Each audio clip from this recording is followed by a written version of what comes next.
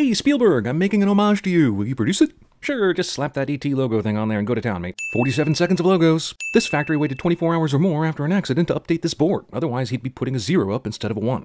Slackers. My loved one just died swing. Okay, let's send the student film. Convenient board with nails in it makes child zombie murder a snap. Why the f does this kid have a bowling pin under his bed? Is it because the prop master figured since he had everything else, you might as well stick one down there? Judging just by this shot, you ate a meal of soup, bread, and beer, and your son had the plate of shaved ham and a glass of milk. Anybody who's uncertain as to how J.J. Abrams got Star Wars need only look at the subliminal message he put in this movie to get the job. Makeup, sound, and special effects. He's the deputy's kid. So you're scared that the kid who's obviously sneaking out at night to do a movie is going to narc on you for driving a car without a license? This here is your everyday made-up conflict, kids.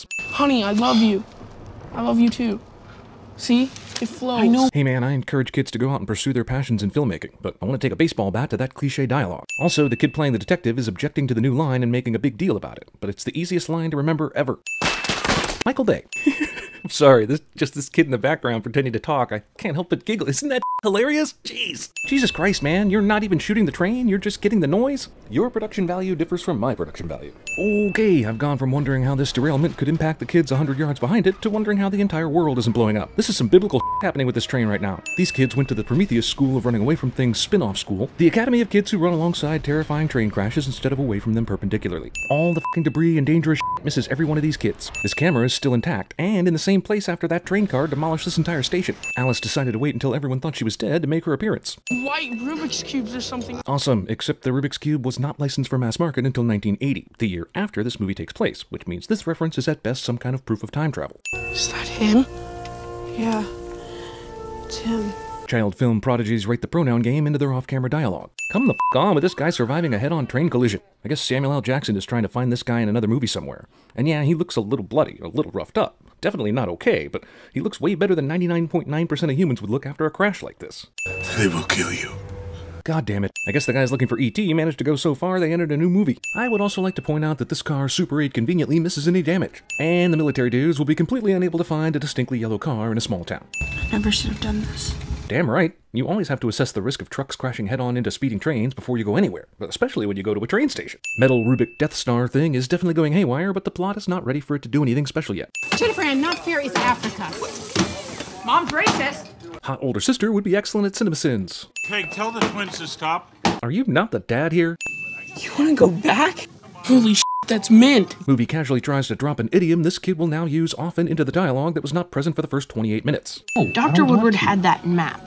He drove onto the train tracks. Maybe there was something he wanted to destroy. Why didn't Dr. Woodward simply set up a bomb or some other way to derail the train, other than running into it with his own truck with him still inside it? Excuse me, can we get another order of fries because my friend here is fat? That's racist. You heard what Old Man Woodward said? Oh, so you're calling him Old Man Woodward now. Like he's the town's drunken hermit who crashes into ice cream shops and tells everyone they're doomed. He told me they're carrying mostly airplane parts. I don't buy that. Insert disbelieving sheriff scene here. Walkman. Looks like a stereo. Play your own cassette tapes.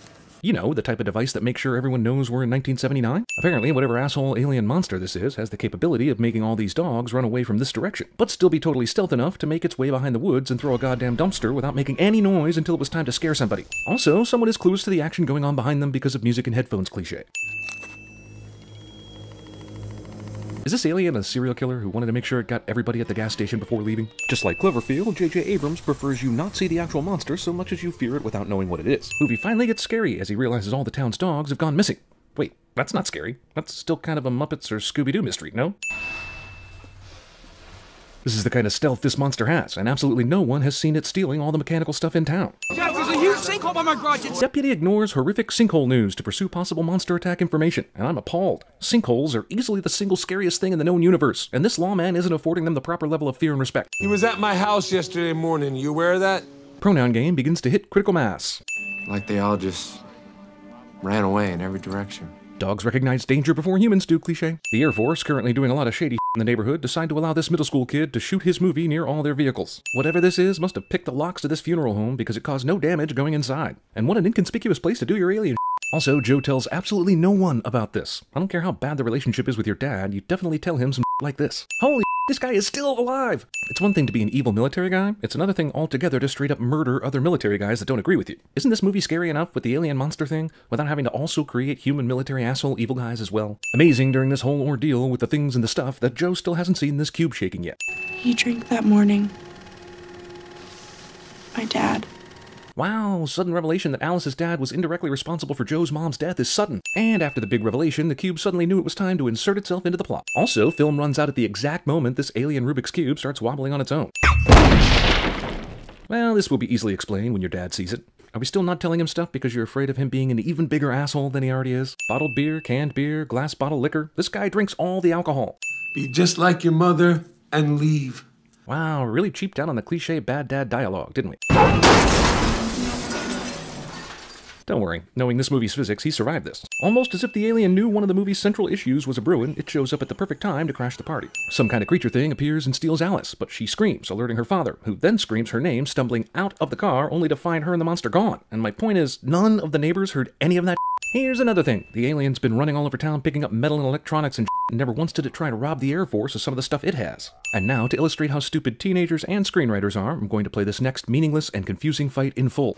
What's your problem? My whole movie is a disaster because of you. I know my dad's being a turkey. Whatever.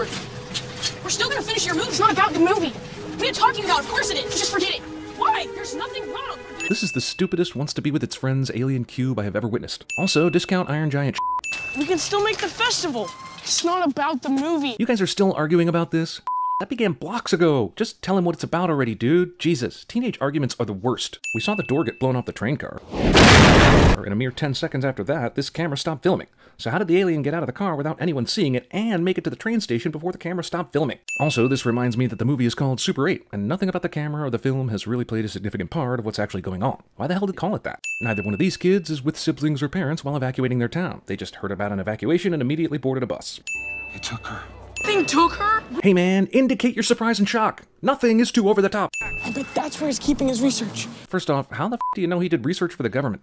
All you knew was he was a teacher at your school. Second off, if this guy is keeping top secret research at the school, how the hell did the Air Force not find it? That seems like one of the first places you'd look.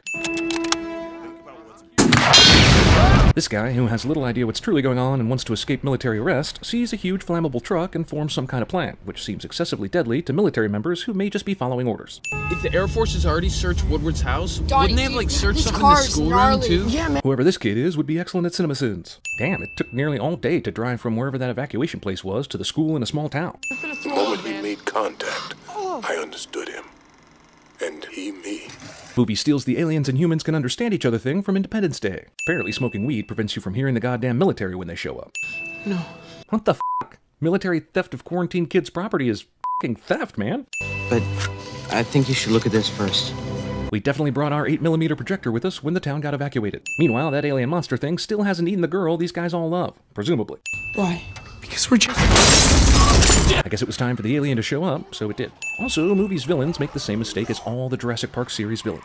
There is no reason to ever show a character physically puking on screen. None whatsoever. F*** you. Wait, if they had to sit on each other's shoulders to get within reach of the window, then how did this dumbass manage to climb up without help? God, guys, they're coming back. I think we should go. Come on. This guy sent all this way too f***ing late for it to matter, as the car is already here. He's too stoned! Drugs are so bad. Public service announcement. I'd like to know the odds of kids surviving a massive train wreck, an alien bus attack, and a war zone in what appears to be a week's worth of time. Oh my god. Just because you're inside the house does not mean that you are suddenly safe from all that war outside. To the cemetery, I'm... Gotta give props to the movie for not letting people say a whole complete thought anytime something happens, but Jesus, it happens so often I'm beginning to get pissed off about it. Also, movie doesn't end here with the logical deaths of all the main characters. Why is there dirt in these windows? Why are you so observant? Alice is down there. Or she's dead, but probably down there, since this is a movie, and why would an alien monster eat or kill its prey as opposed to taking it prisoner? Where did they get a rope that is this long? Was there one lying around at the funeral home in the very room they broke into? This way. But how do you know? Alien bachelor pad. Why is the alien here? Wasn't the military in full-on battle with this thing just a few minutes ago? How did it get here so fast? It's because the script called for it to be near where the kids are, isn't it? Luckily, the alien cut Alice down from the ceiling, giving Joe access to save her. Kinda makes you wonder what Joe would have done if she hadn't been the next snack. How is the sheriff still alive? He was one of the first people kidnapped. He must be like that thing you buy at the grocery store and it sits in your freezer for a month, and every time you think you might eat it, you're like, holy shit, I have hamburgers? I'm gonna have a cookout. Hey! Come on, we gotta get out of here! Movie keeps killing all the barely interesting characters it just introduced. Why would this thing eat the sheriff right now, when it already captured him alive and held him for several days for some other purpose? You understand? But not everyone's horrible! This works. Of course, even if he was going to kill Joe anyway, his suddenly working magnet becomes the ex machina this kid needed. Discount Katamari Damashi. Also, sweet, now the town's water supply will be held in place by everyone's germ-ridden bicycles and mowers and Awesome. As you all know, anytime we see a movie where metal is being magnetized all over the place, we have to ask, why didn't it take their guns a lot sooner? Unearned father-son moment. Less than an hour ago, this f***er drove drunk, crashed his car, and verbally abused this girl, his daughter. But now that it's climax time, f*** it, water under the bridge, right? As this ship flies off and everyone feels good about themselves because the alien got to go home, we should remind the viewers that every single witness here was shot for having knowledge about aliens. These assholes drew a chalk outline around a tiny pool of blood. 8mm movie made in 1979 has more cuts in it than Bad Boys 2. Honestly though, I'd like to see this movie more than most things Hollywood puts out. It's definitely better than that movie that was made on Project Greenlight. I guess they stopped being friends with the pyromaniac, because he surely had stuff that could have made the sounds they needed, instead of them making those noises with their mouths. John? I would have removed 50 sins from this fake movie if he accidentally pulled the trigger a split second before he realized she was okay.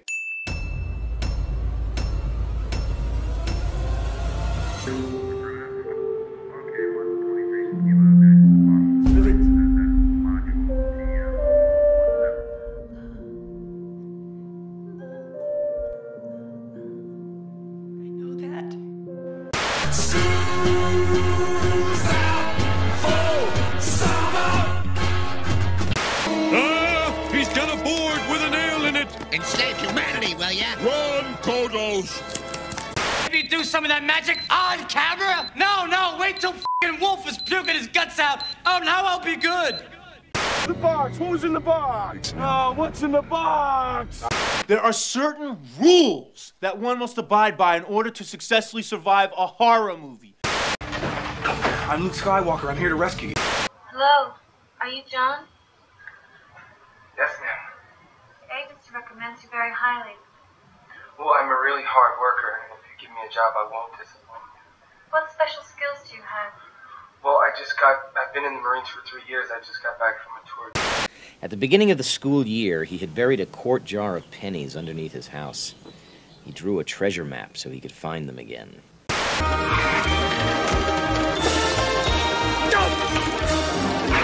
Friend, we're about to press it, but the man said not to press it. But we pressed it anyway, and we ran and we hit in a giant tire. Oh yeah, and my other friend was already there. All novels of Terrence Mann endorse promiscuity, godlessness, the mongrelization of the races, and disrespect to high-ranking officers of the United States Army. That right there. Murphy's still great.